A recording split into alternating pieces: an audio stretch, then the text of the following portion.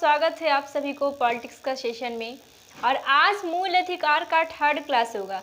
कल हम लोग सेकंड क्लास में देखे थे समता के अधिकार में अनुच्छेद 14 के बारे में देखे थे, विधियों के समक्ष समानता एवं उस विधियों के समान संरक्षण।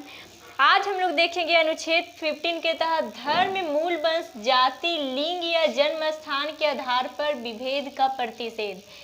यानी भारतीय संविधान के अनुच्छेद 15 के 1 में यह प्रावधान किया गया है कि राज्य के द्वारा किसी व्यक्ति के साथ उसके धर्म, जाति, लिंग या जन्म स्थान के आधार पर भेदभाव नहीं किया जाएगा। ये अनुच्छेद 15 के 1 में लिखा गया है। अब अनुच्छेद 15 के 2 में लिखा वर्णन किया गया है कि किसी भी व्यक्ति के साथ धर्म, मूल वंश, जन्म स्थान, लिंग, प्रजाति के आधार पर प्रतिबंध, दायित्व एवं अयोग्यता आरोपित नहीं की जाएगी। यानी सभी व्यक्तियों को सार्वजनिक स्थल, तालाब, कुएं यानी जितने भी मनोरंजन पैलेस है वो सभी व्यक्तियों को वहां पे प्रवेश करने का अधिकार है। ये अनुच्छेद 15 के 2 में लिखा गया है। और अनुच्छेद 15 के 3 में यह वर्णन किया गया है कि राज्यों को द्वारा महिलाओं और बच्चों के लिए कुछ विशेष प्रावधान दिए गए हैं। तो कुछ लोगों को मानना है कि महिलाओं और बच्चों के लिए विशेष सुविधा दिया गया है लेकिन पुरुषों के लिए नहीं, तो ये समानता के विरुद्ध अधिकार है। लेकिन ऐसा नहीं, ये समानता का उल्लंघन नहीं है। अब अनुच्छेद 15 के 4 में वर्णन किया गया है कि राज्य के द्वारा सामाजिक और शैक्षिक रूप से पिछड़े वर्गों के लोगों तथा अनुसूचित जाति जनजातियों के उत्थान के लिए उपाय हेतु समानता के अधिकार का उल्लंघन नहीं है। यानी राज्यों के द्वारा सामाजिक और शैक्षणिक संस्थानों की स्थापना की गई है जिसमें पिछड़े वर्ग के लोग, अनुसूचित जाति और जनजातियों के लिए उपाय किया गया है, तो ये भी समानता के विरुद्ध अधिकार नहीं है। और अनुच्छेद जो 15 का 4 है वो पहले संविधान संशोधन द्वारा जोड़ा गया। कब? पहले संविधान, जब फर्स्ट बार संविधान संशोधन हुआ था तो अनुच्छेद 15 के 4 को ऐड किया गया।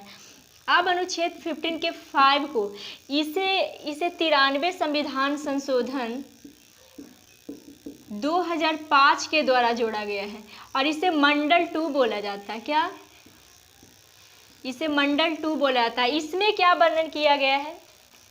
इसमें बोला गया है कि इसमें पिछले वर्ग तथा अनुसूचित जाति जनजातियों के उत्थान के लिए केंद्रीय शैक्षणिक संस्थाओं और निजी संस्थाओं में आरक्षण प्रदान किया गया है।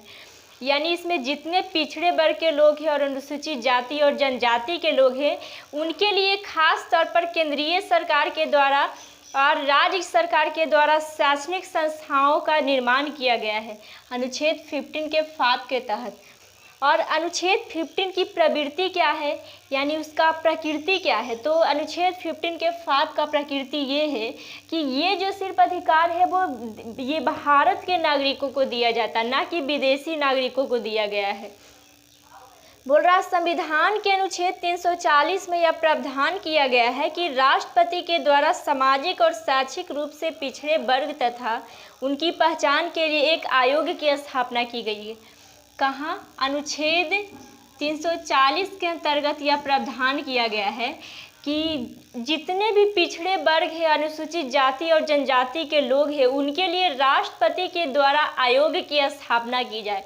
तो ये था हमारा अनुच्छेद 15 के तहत धर्म, मूल वंश, जाति, लिंग या जन्म स्थान के आधार पर विभेद का प्रतिषेध। तो हम लोग समता के अधिकार में 2 अनुच्छेद को मुख्य रूप से पढ़े, 14 और 15। अब 16 में आएगा लोक नियोजन के अवसर में समानता। तब तक आप इसे नोट कर सकते हैं।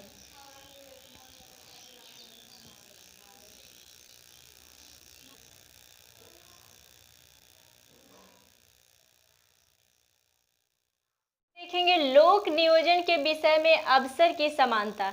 इसके अंतर्गत अनुच्छेद 16 के 1 में यह प्रावधान किया गया है कि सभी नागरिकों को, यानी सभी नागरिकों के राज्य के अधीन नियुक्ति और रोजगार प्रदान करने की समानता है। यानी राज्य के जितने भी नागरिक हैं उन सभी का अधिकार है कि वो राज्य सरकार के द्वारा जो राज्य सरकार के कार्यों में नियुक्ति किए जा सके और उन्हें भी रोजगार का समान अवसर प्रदान हो सके। ये अनुच्छेद 16 के 1 में प्रावधान किया गया है। और अनुच्छेद 16 के 2 में बोला गया है कि राज्य के अधीन नियुक्ति और रोजगार के अवसर में समानता पर किसी भी प्रकार का धर्म, जाति, लिंग या जन्म स्थान के आधार पर भेदभाव नहीं किया जाएगा। ये कहाँ बोला गया? अनुच्छेद 16 के 2 में। और अनुच्छेद 16 के 3 में यह प्रावधान किया गया, यानी संसद के द्वारा कुछ ऐसा रूल बनाया जाएगा जिसमें राज्य सरकार या फिर संघ, ये जो संघ सरकार होता है, उसके द्वारा अगर कोई सेवाओं का निर्माण किया जाता है तो उसमें स्थानीय नागरिकों को सबसे पहले प्राथमिकता दी जाएगी। ये अनुच्छेद 16 के 3 में यह प्रावधान किया गया है। और अनुच्छेद 16 के 4 में बोला गया है कि नागरिकों को किसी भी प्रकार का पिछड़े वर्गों को राज्य के अंतर्गत नियुक्ति और आरक्षण प्रदान किया जाएगा। यानी नागरिक को बोल रहा है कि नागरिकों को किन्हीं पिछड़े वर्गों के राज्यों के अंतर्गत नियुक्ति और आरक्षण प्रदान किया जाएगा। यानी पिछड़े जो कास्ट होते हैं उन्हें आरक्षण प्रदान किया जाएगा। ये अनुच्छेद 16 के 4 में बोला गया है। और नोट की बातें हैं कि ये जो अनुच्छेद संसद के द्वारा जो रूल बनाया गया था अनुच्छेद 3 में कि अगर कोई भी संघ अथवा राज्य सरकार के द्वारा सेवाओं का निर्माण होता है तो उसमें स्थानीय नागरिकों को प्राथमिकता दी जाएगी। ये कहाँ रूल बनाया गया? तो ये हर राज्य में नहीं बनाया गया, ये बनाया गया हिमाचल प्रदेश, मणिपुर, हिमाचल प्रदेश, मणिपुर, त्रिपुरा व अरुणाचल प्रदेश में ये रूल बनाया गया है। और किसके द्वारा ये रूल बनाया गया? तो ये संसद के द्वारा बनाया गया है। एक और नोट की बातें है कि पहली बार एक प्रधानमंत्री थे, कौन थे? विश्वनाथ प्रताप सिंह ने आरक्षण की व्यवस्था कितने % की थी? 27%।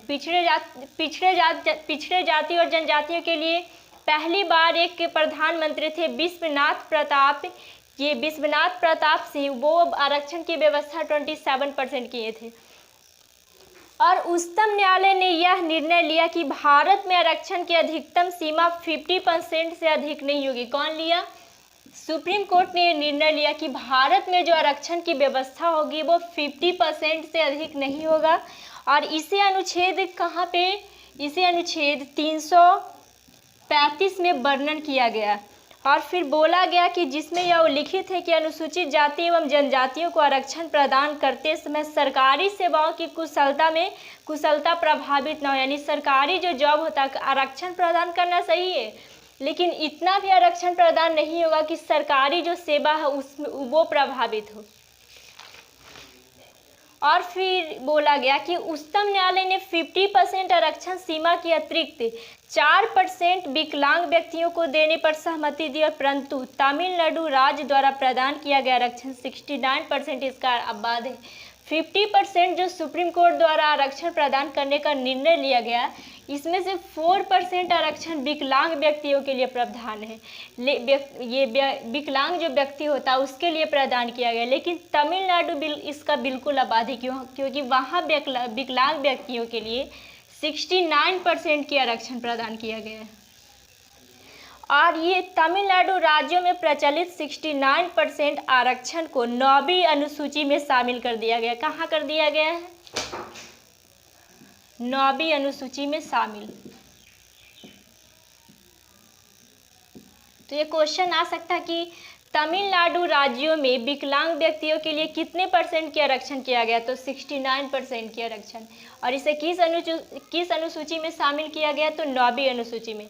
तो आज हम लोग 2 अनुच्छेद के बारे में पढ़े समता के अधिकार में। एक पढ़े सबसे पहले जाति, मूल, वंश, धर्म के आधार पर भेदभाव का प्रतिषेध, और एक पढ़े लोक नियोजन के विषय में अवसर की समता, जो अनुच्छेद 16 में पढ़ना है। के लिए इतना ही, और फिर मिलेंगे हम लोग अगले वीडियो के साथ। तब तक आप मेरे वीडियो को देखते रहिए और देखकर कमेंट में ज़रूर बताइएगा कि आपको मेरा वीडियो कैसा लगा। अगर अच्छा लगा हो तो प्लीज़ मेरे चैनल को सब्सक्राइब कीजिए, वीडियो को लाइक कीजिए, और हाँ, अदर के पास शेयर करना ना भूलें। थैंक्स।